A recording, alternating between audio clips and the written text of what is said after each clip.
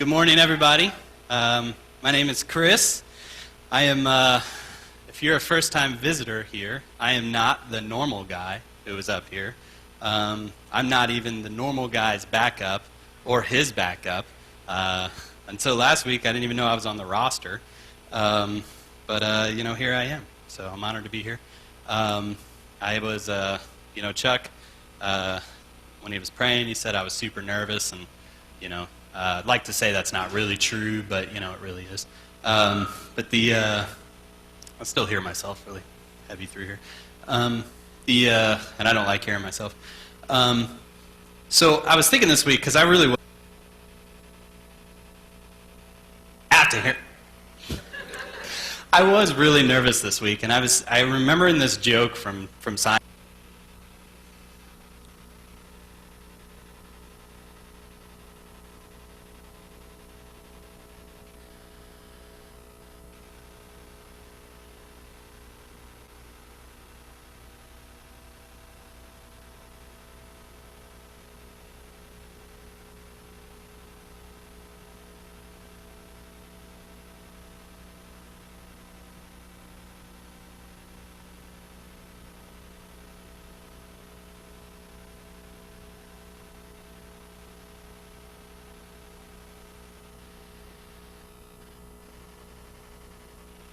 So be it. But it also gives me comfort because I know that even though I'm nervous, there's a vast majority of you guys that would rather not be up here also. So I take comfort in it. So last week Robert started a sermon series, and the sermon series is based on our theme for the year, and the theme is here and back there and on your bulletins. It's one and the power it brings. And the whole idea of the theme is that God can do things in our life. He can bring power into our lives. He can do things in our life. And that a religion without any kind of power is kind of useless. And not to look at God as though he's like someone that just, like a heavenly, he's just giving out stuff all the time. But that in our life, we can actually see God do some power. And so this year, we're going to focus on the one who can do things in our life. The one. And so it's going to be our theme, and it's kind of all over your bulletin. You'll see one. And last week, Robert started the sermon series to kick off this theme. And last week he talked about, that a radically committed individual could do amazing things, right? Either really good things or really terrible things. The idea of, you hear the word radical, and I immediately think, that's not a good thing. But what he was saying was that someone who's radically committed to something good can do good. Someone who's radically committed to doing evil could do evil. And I think that's true. When you look at your life, as a father, I have the ability to do good for my family, or have the ability to do evil, to mess up my family. I have the ability to do good for the people that are in my life, or evil. And then he took it a step further, and he said that a radically committed group who is united as one also has that same power to do good or to do evil. And so he talked about some stories out of the Bible and talked about how that was true. So this week, the obvious question is, well, how do you make sure you're not the one who does evil, right? And sometimes it's normal stuff, don't do terrible things to people. But what we want to talk about today is what are the things that we need to commit to be able to see God do these things in our life. This whole year we're going to be talking about the power that God can have. What are the things we need to do what do we need to be radically committed to? And so that's what we're going to be focusing on. And so just, true to me, I always feel like everything has to be very practical and make a lot of sense. So, what we're also going to be talking about, not just commitments and just being okay, I got to do this, and I got to do this, I got to do this, and I got to do this. But for every commitment, we're going to talk about what could happen in our life if we actually really do commit to this. So we'll just go ahead and jump on in. So the first thing that we need to commit to is really commit to worshiping the one true God. To worshiping the one true God. And, I think about, the word worship, and it's a really religious word. We don't use the word worship a lot. I really like bacon. but I don't like worship bacon. I wouldn't say I worship bacon. Maybe my wife would, but like worship is an abstract word, and it can mean a lot of things. It's not on the notes, but Romans 12:1 says that complete and utter living sacrifice of our life is our spiritual act of worship. So worship is more than like singing songs. It's more than praying. It's a lot. There's a lot involved in really committing to worship. So on the oh, I'm sorry, I didn't even mention it. Robert does it every week. I don't even pay attention. In your worship bulletin, you'll see a piece of paper like this. If you pull it out, there'll be some blanks you can follow along in. And he always says that he'll be less confusing, and that's probably not true for him, but it's definitely true today. So get it out and follow along. So worshiping the one true God. So worship involves a lot of things. The first thing that I would say worship, biblically worship says, or worship involves is worshiping God. Worship involves exalting God. Exalting God is like another religious word. So using a religious word to define a religious word. But to exalt something means to lift it up. So if I'm like a really strong person and I'm like going to lift up something, that's to exalt it. And so exalting God is kind of abstract because God's like already as high as he's going to get. Like nothing I'm going to do is make God more powerful. But the idea of worship, of genuine worship, is not that I'm going to lift God up to a higher place. It's that I'm going to lower myself and let him have that power in my life. Let him be where he is, where he ought to be in my life. That exalting God is an act of humility. You think about you see like people going before a king and bowing down, right? I feel like I kind of have a problem with that. I wouldn't, if I went to a king, it's not like I'm the most disrespectful person, but like I just don't know if I could just go and you bow down, because this person is higher up than me. But worship really involves like giving God that position in your life where he's up high and I'm low. I'm allowing him to call the shots. I'm allowing him to have that place in my life. The next thing that worship involves, it involves loving God. Deuteronomy 6:4-6 says, "Hear, O Israel, the Lord your God is one. Love the Lord your God with all your heart, with all your soul, with all your strength. These commandments I give you today are to be on your hearts. And you must love the Lord your God with all your heart, with all your soul, with all your strength." And, that's Moses talking, and he's saying, like, listen, worshiping God is not like just God's kind of, someone you call, every now and then when you're in trouble, or God's not just like some random acquaintance, but God is like, he's something to you. He's meaningful. He's deep. It's like everything you think about in life, like, runs through this idea that I love God. And, it says, worship him with everything you've got. Love him with everything you've got.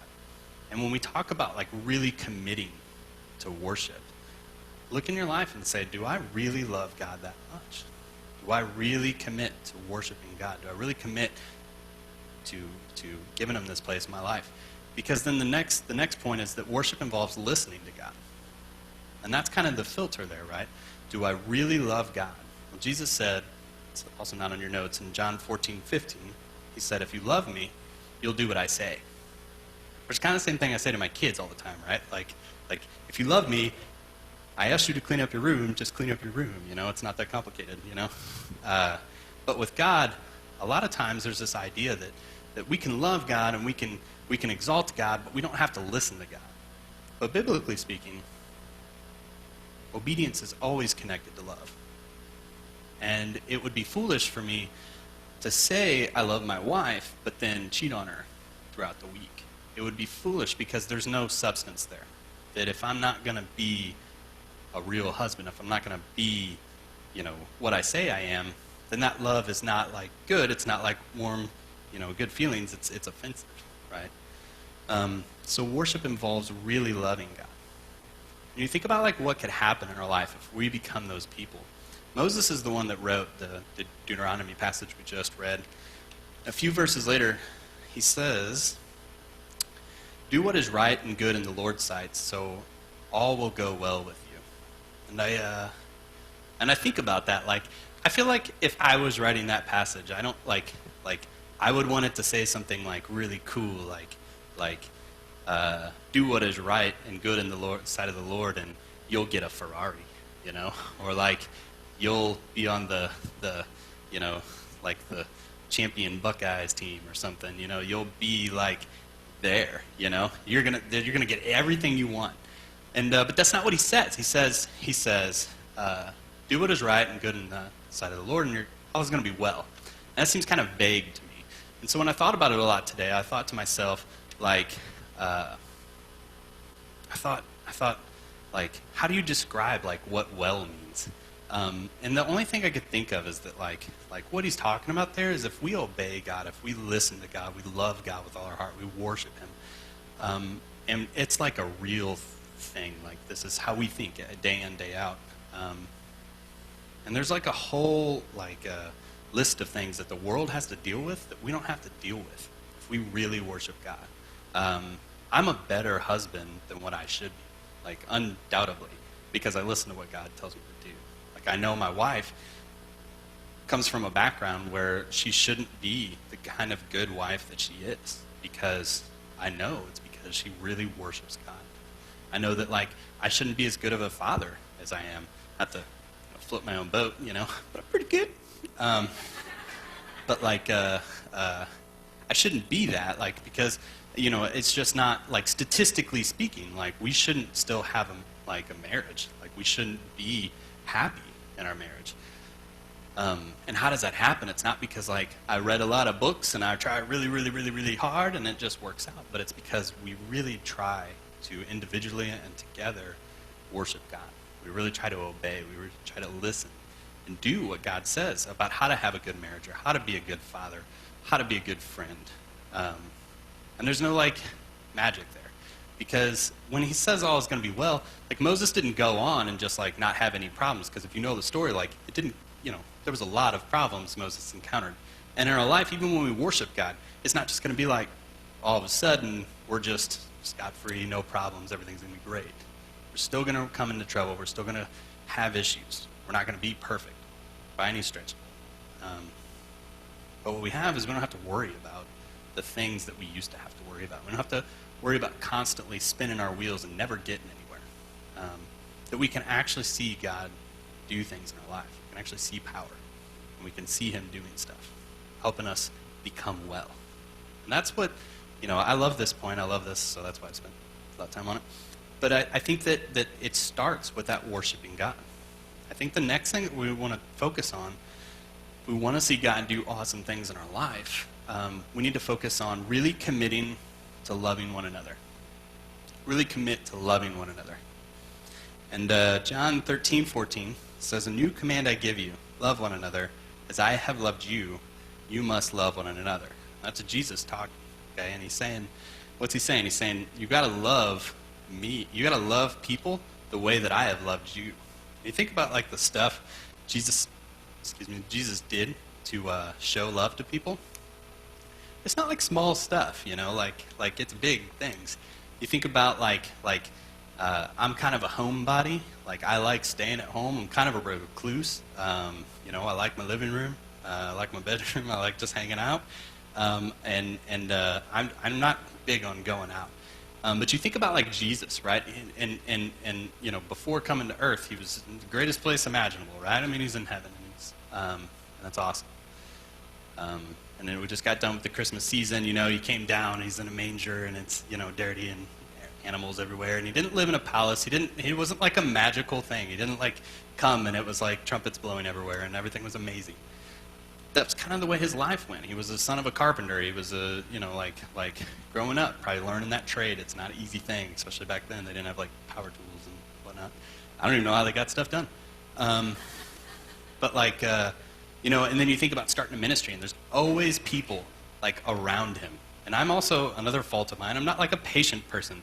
So like I'm reading Matthew and I'm reading Mark, and I'm thinking like there's always someone like, hey Jesus, hey Jesus, hey Jesus. And he's like, deal with this. And then it's like, okay, I'll deal with this, you know. Okay, I'll deal with this. And I think like I think like at some point he's just going to be like, stop it, leave me alone. But he never does. Like he's always like helping, putting himself out there. And then you think about like individual acts of love. Like there's a time where they're in the the upstairs room when they're doing the Last Supper, and Jesus knows he's about to go through everything he was going to go through on the cross, and he looks at his disciples and they start arguing about like who's number one, and he looks at them and he's like, I'm gonna do something. So he gets on the towel and he starts washing their feet. And like my feet can be gross sometimes, but they're not like Israeli and 2,000 years ago gross. Like it's dirty. There's poop everywhere and they're walking on it and they got just their little sandals on.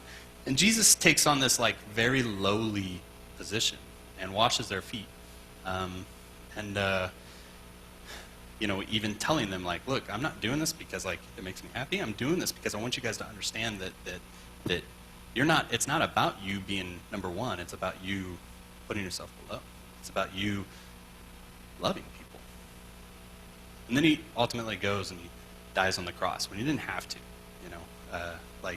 Could have at any point just said, "Bah, we're done."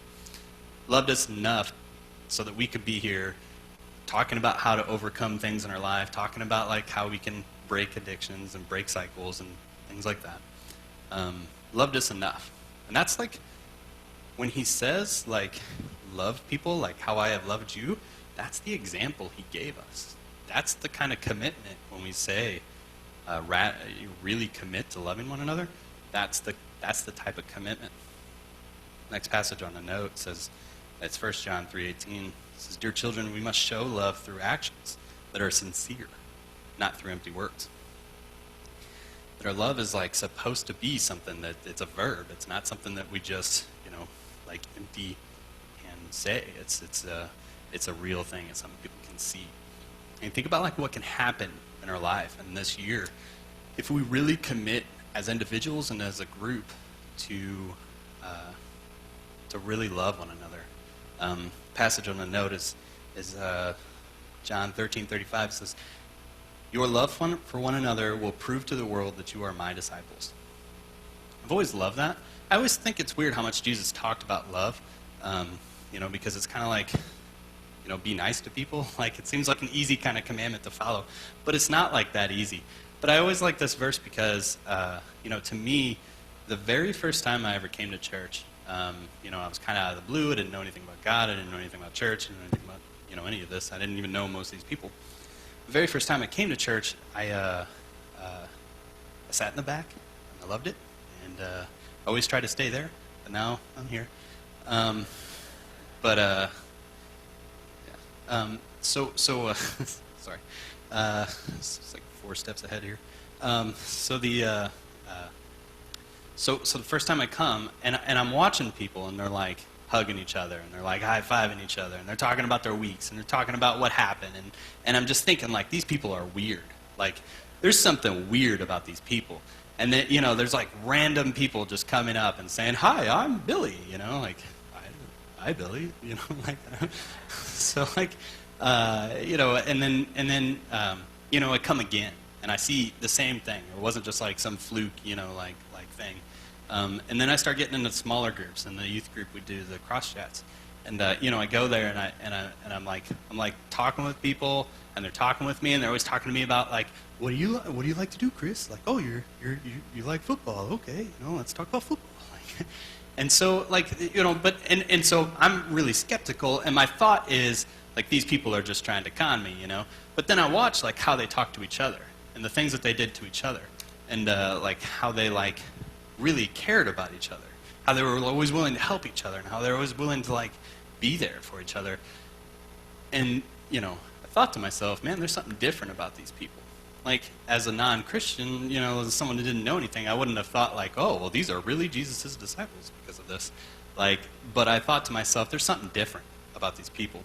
And this week I talked to like, some people, and I just said, when you started coming, what were your thoughts, and why do you feel like you kept coming? And more often than not, it came down to like these people like cared about each other. So if you're visiting for the first time today, sometimes it can be like, ooh, there's a lot of people talking to me. Especially if you're like me, some people are social butterflies and they like it. So, but I think that I'm They think that it's important to realize that this is like the real thing. But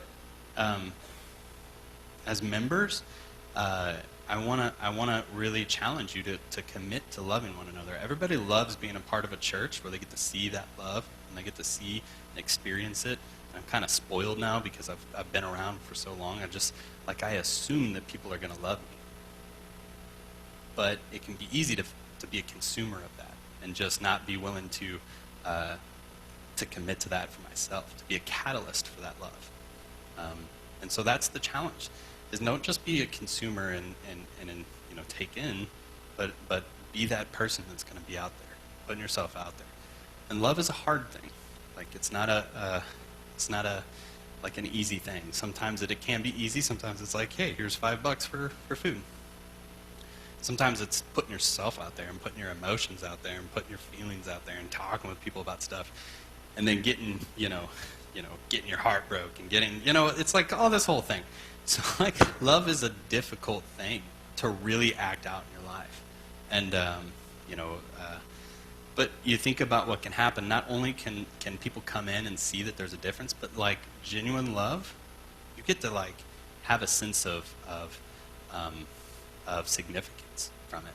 And it's not like a false thing. It's not a prideful thing. It's not a thing to say, like, oh yeah, I did good. You get this, like, that you love somebody to the point where they got to experience what Jesus was like.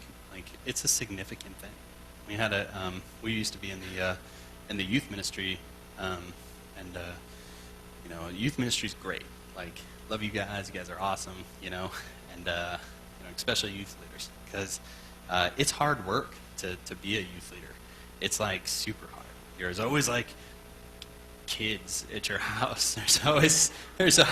And they always want to wrestle or like do stuff the kids like, and it's like it's a lot. It's also a ministry where you give and you give and you give, and you're giving your money, you're giving your time, because the kids don't have kids don't have like lunch money, or kids don't have a ride around. And you're always giving, and you're giving your emotions, and you're like putting yourself out there, and you're like hearing problems, and you're hearing what's going on in their life, and you're always giving. And it's a ministry where you don't really get a lot back. And this last week, we had a someone who was in our youth group come back, and she talked to us, and talking to us about like what our love for her meant. And I promised myself I wouldn't cry up here, and I'm going to hold true to that.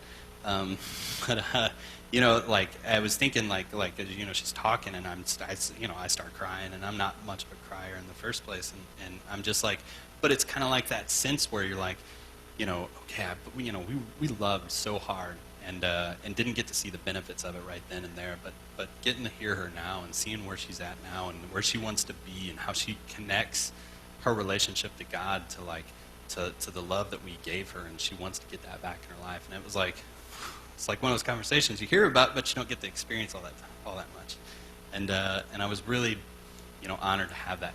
But the point is not like, oh, I'm good, because that's definitely not the case. It's just that love can give you some significance, that you may not get a ton in return immediately, but it can give you that significance. So that's the commitment to love. Another commitment that we want to ask people to really commit to is really commit to serving one another. And this one goes really hand in hand with the last one. So serving one another.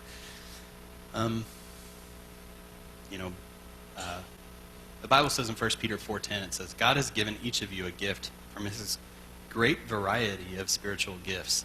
Use them well to serve one another. And I love that verse because we think God's got like a golden corral or something of like spiritual gifts, this big huge buffet. It's like, oh, do you want this? You can have this. But like, you think about like God saying, I've given you a gift. I've given you a talent. I've given you an ability. And maybe that's the gift of singing, which I definitely have. I don't actually. You'll never see me up here singing. Whether that gives leadership or humility or wisdom or perseverance or whatever your gifts may be, what he talks about is saying like whatever your gift is from God, you've got to use it for God. And it's really easy to get caught up on like self and using your abilities for yourself. And at the Crossings Church, like, we're real big on the ministries, and I always think of it like we've got the two arms. You know, if you're visiting here today, you know, we've got ministries that are here to serve and to help. You know, we've got a Manasseh ministry. And the whole goal of the Manasseh ministry is lots of different support groups and classes, that are involved. The whole goal of it is to help people overcome the hurts and the habits and the hang-ups that they've got in their life. We've got ministries that are designed to help people overcome, anger management, overcome anger management, to manage their anger, to overcome anger problems in their life. We got ministries that are out there designed like the Game Plan that help men who deal with sexual immorality and help them get over those things in their life, because it's such a prevalent thing that happens in our culture. We have ministries that are designed to be support groups for men and women individually who are survivors of sexual child abuse. We've got ministries that are designed for like the whole span of things. And if you're visiting today, I want you to be aware that we have those, because most of those ministries are going to be starting up over the next month. In the worship bulletin, the last few weeks, we've had it in there. I don't think they're in there today, but if you check our website, plug for the website, go check it out. It's great. If you go to the website, there's a whole list of the different classes that we have, and then contact information for all of those classes. So, encourage you to check it out.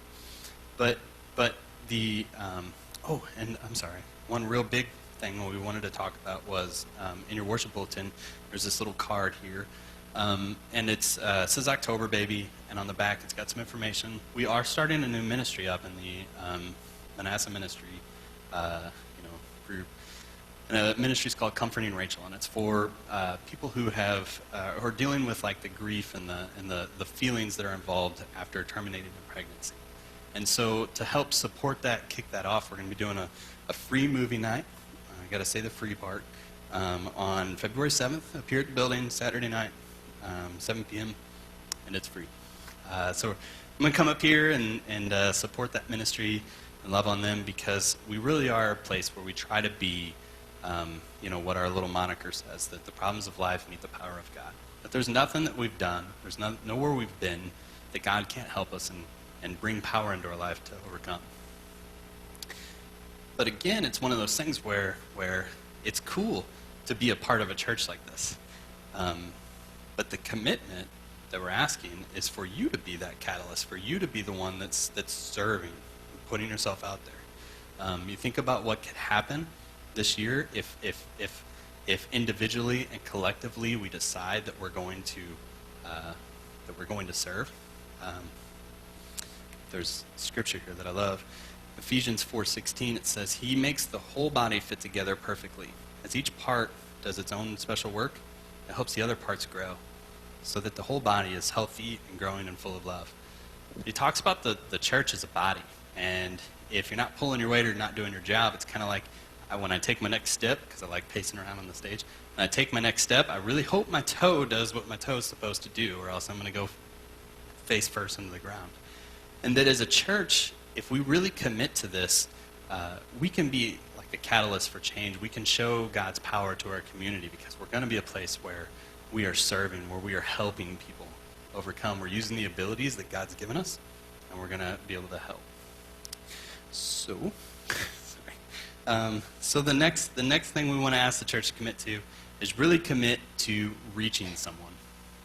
So really commit to reaching someone. The passage here is in Mark 16. It says, "And Jesus said to them, 'So wherever you go in the world, tell everyone the good news.'" Wherever you go in the world, tell everyone the good news. And Jesus didn't shy back from this a lot. Like, he always was saying, go out and preach. We want you to go and save people. And part of the thing that we're doing this year at the Crossings is we're asking the members to pick your one people, to who you're going to pray for, and that there's going to be one person that you work with, or one person that you're, friends with, and one stranger, and one person from your family. That's why I said ones. So there's going to be people in your life, but you focus on those people and you pray about them every day, and that the leadership of the church will also pray for these people. And so that's the goal, right? The goal is not, again, just to get someone to get a body into the building and like have them check a box that says they're a member. The goal is so that they can also experience what God has for them. That God can make them well if they really worship, if they really listen. And besides, like, when you think about what could happen if we all really commit to reaching someone, it's not just like, oh, the church gets really big and we're cool, because that's not necessarily the goal. When we do that, we get to help people. We get to help people. I cannot say how grateful I am for the people who reached out to me, who looked at me, even though I was probably not someone that they would think like, oh, he'll ever come to church. I'm so grateful that they asked me. They asked me to come, and then they stuck with me. And then even when I was stupid and doing stupid crap, like, they were always like there and being like, hey, why don't you sit down? Why don't you study the Bible? I'm grateful not because like, oh, now I get to be a part of a cool group, which I do. I'm grateful because all those things I talked about earlier, like, I learned what real worship was. I learned what it was like to give my life to God. And because of that, I've been healed of so many things. And it's an awesome thing. The passage on the notes is cool. It says Acts 6:7. It says, the word of God continued to spread. The number of disciples in Jerusalem increased greatly, and a large group of priests became obedient to the faith. And Robert always does this thing where he's like, I know I've already underlined this, but go ahead and circle it. All the time. Like, you already highlighted it, Robert, and I hope you're listening. But like, and it made more sense now. I'm like, well, I don't know, whatever. So I'm going to say, underline or circle, the large group of priests that became obedient to the faith. If you were to ask, like, the disciples in that day, who do you think is going to be your one? Their one is probably not going to be someone that they thought would never come to Christ, that would never become obedient to the faith. And even when Robert was talking about this at the banquet a couple weeks ago, my first thought was like, okay, there's like a spectrum here, and there's these people that would never come, and then there's, maybe, hopefully, maybe I'll pick them.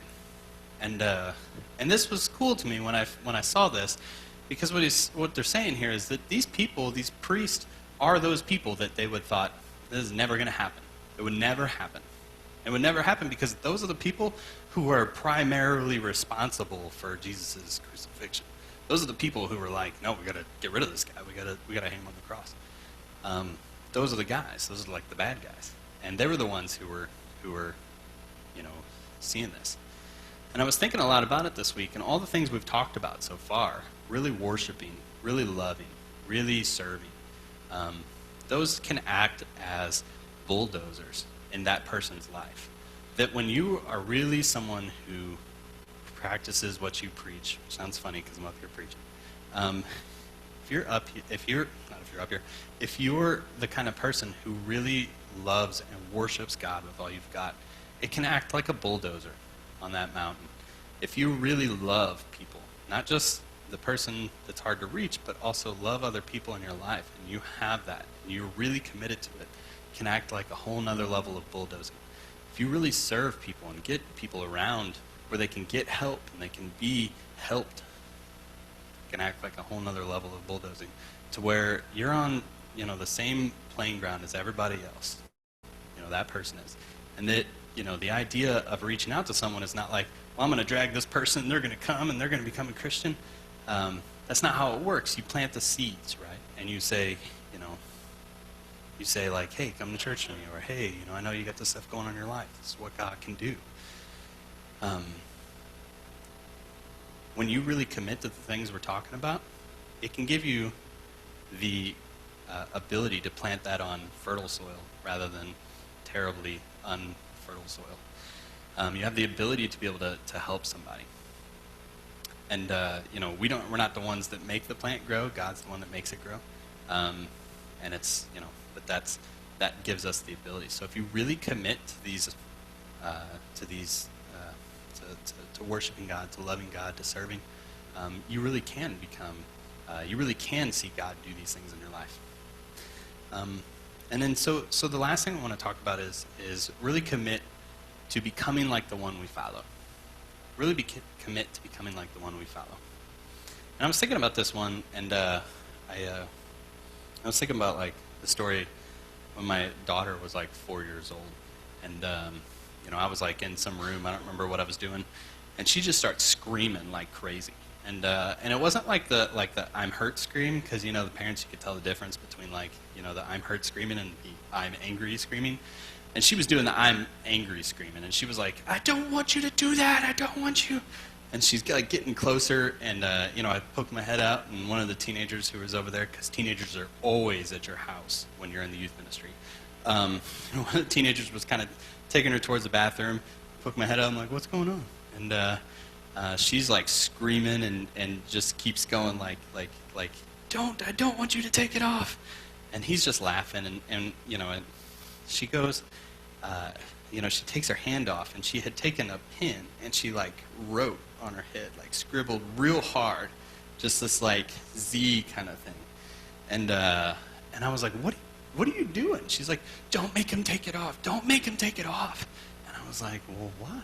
She was like, because I'm like Harry Potter now. I have a scar on my head. And I was like, well, that's cute.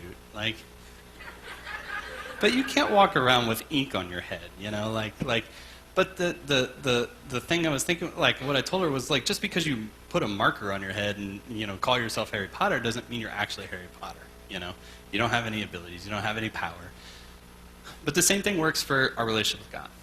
The same thing works for becoming like Christ. That we, a lot of times, we like to put on a facade that like we're like Christ, that we're like Jesus, that we're that in public or when we're around other people, like, hey, I'm going to put on this face and I'm going to look like Jesus.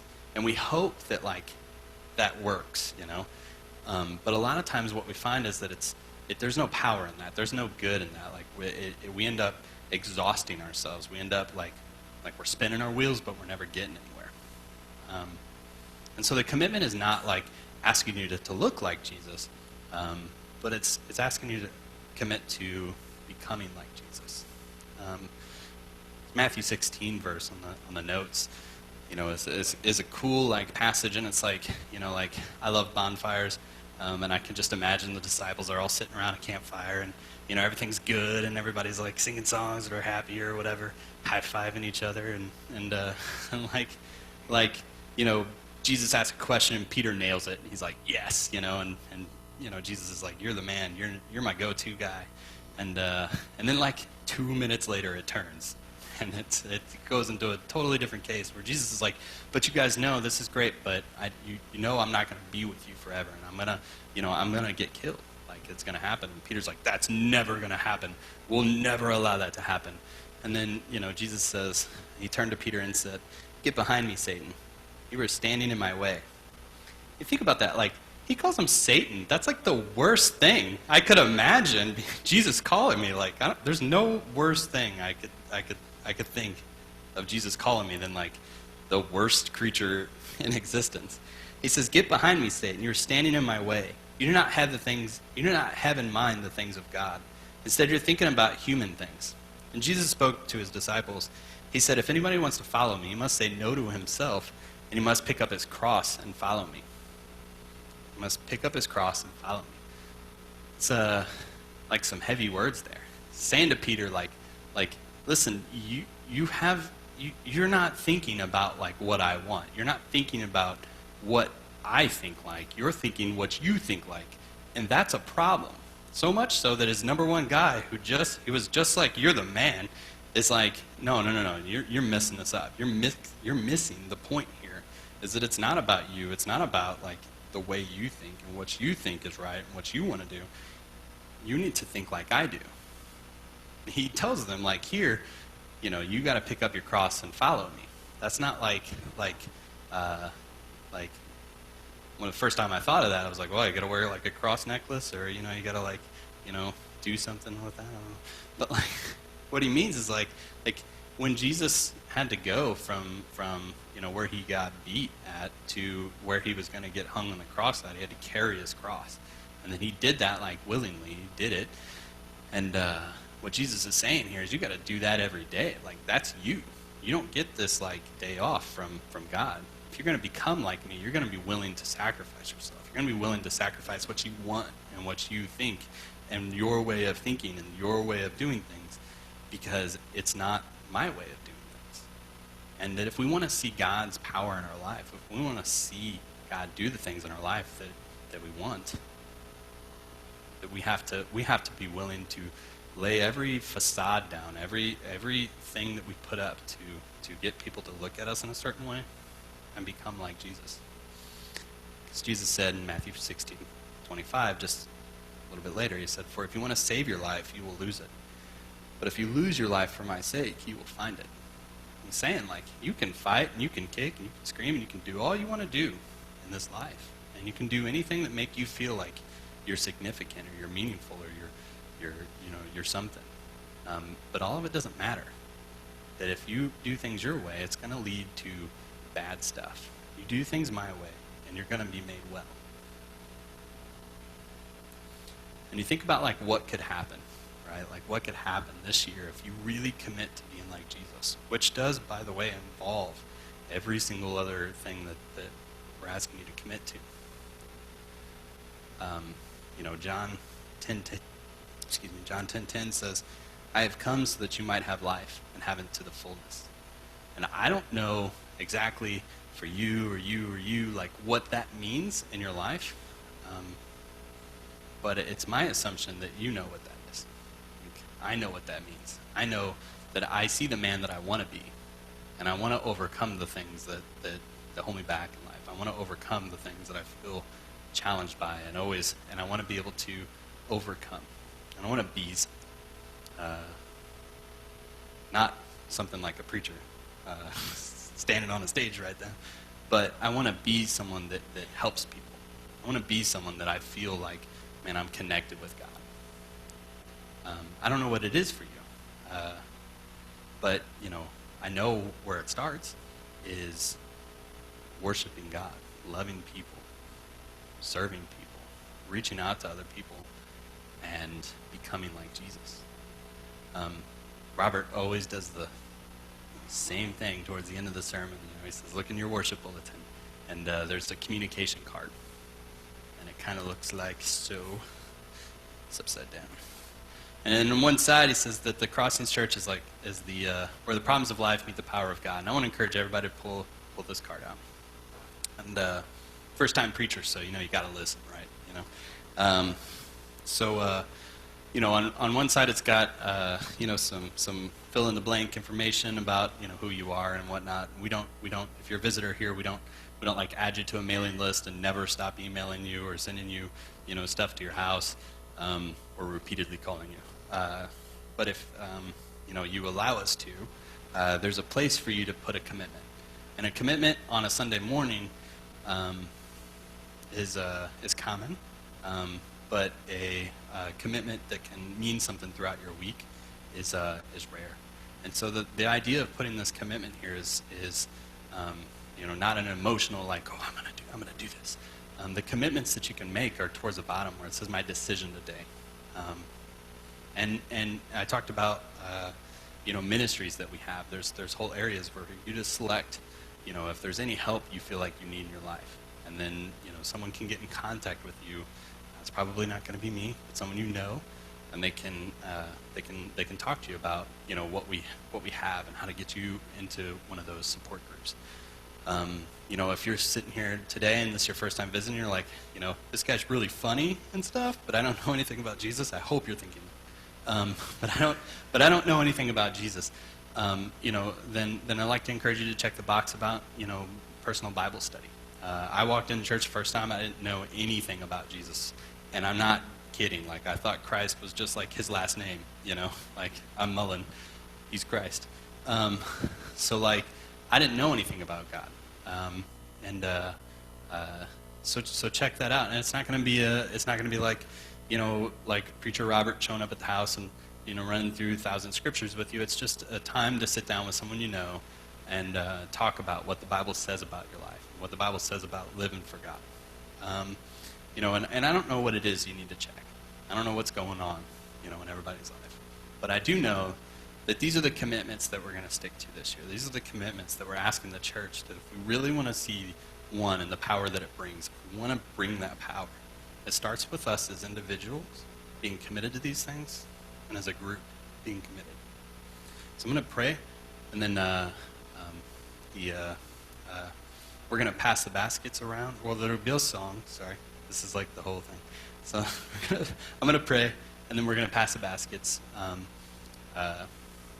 Sorry, I still messed it up. We're going to pray, we're going to sing a song, and that song is designed to be able to give you some time to fill out that card and think about it, pray about it. And then we're going to sing another song, we'll pass the baskets. We ask you to put that card in a basket. It's also time to put in your offering if you have that too. If you're visiting here today, we ask that you not give. It's not like we think your money's bad or anything, and it's no good. It's just that we didn't get you here to get you money. We didn't get you here to keep the lights on. But if you're a member here, we do need the support to keep the lights on. So I do encourage you guys to do that. So I'm gonna pray, and then we'll sing a song. I don't want to come for you and just thank you, God, for the opportunity to be up here. God, I know your word says that you work through weakness. God, you work through strength, and God, you work through crazy situations. God, I just pray that you'll God, just bless the people who are here today.